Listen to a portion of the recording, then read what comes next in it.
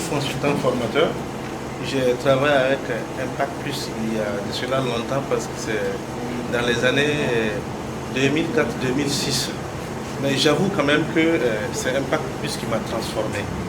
Aujourd'hui, je dois tout à Impact Plus. Parce qu'après Impact Plus, j'ai créé mon bureau. Et depuis 2009, j'ai mon bureau avec lequel je travaille. Ni c'était la situation qui est un peu critique au Sahel. Je peux vous dire vraiment que je m'en sortais très bien dans plusieurs domaines. Parce que moi, je suis ingénieur zootechnicien de formation.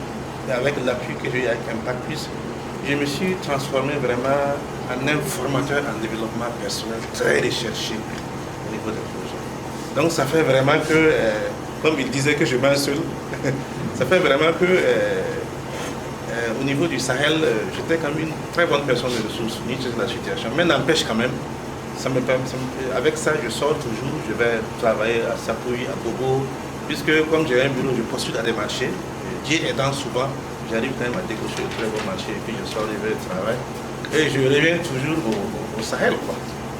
Bon, mais tout ce que je peux vous dire vraiment, monsieur Nyamba Impact Plus, c'est une grande sommité.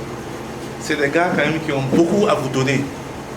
Parce que je sais quand même qu'avec le développement personnel, avec ce que nous on a appris, bon, je me dis que c'est vraiment un minimum. Parce que les formations que nous avons dispensées aux producteurs, là, jusqu'à présent, ils nous disent que c'est les meilleures formations.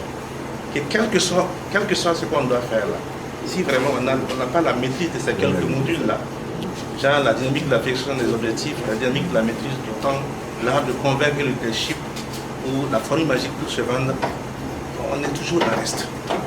Un peu partout, même les coopératives là, viennent me voir pour me dire, écoute monsieur, aide-nous quoi. C'est là que j'avais appelé Antoine, monsieur le DG, pour lui dire, bon, il faut qu'on relance les choses quoi. Et il me dit, bon, le jour que je serai à Ouaga, le passé on va échanger. Et c'est l'objet de ma visite aujourd'hui. Bon, heureusement que je viens encore tomber qu'ils sont toujours en train de faire des bonnes actions. Impact Plus continue toujours à essayer d'apporter sa paix à l'édifice. Je l'ai vu en temps, il parlait des polis. J'ai trouvé quand même que c'est quelque chose de pertinent. Bon, mais vous voyez, c'est l'initiative, c'est les idées. Mais c'est des idées qu'il faut accompagner. Lui, il a lancé l'idée, bon, mais il faut que les gens s'y mettent. Mais si on laisse les grandes idées comme ça dormir, on devient quoi? On ne devient rien. Et puis vous savez, effectivement, comme il vous le dit, l'entrepreneuriat, bon, c'est vraiment quelque chose qu'on trouve que c'est difficile, mais à quelque part c'est facile. Il suffit de savoir comment il faut faire les choses. Parce que bon, vous voyez, les gens ont peur des risques, effectivement. Mais les risques, ça renseigne toujours. Voilà.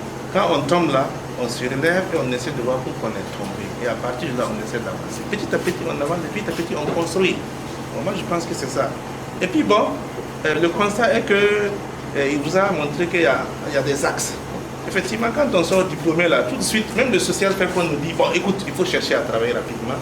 Parce que bon, c'est tout à fait normal, parce que vous savez qu'en Afrique, une fois qu'on a quelqu'un qui travaille, toute la famille là est derrière lui. Et donc les gens se disent, bon, il faut travailler.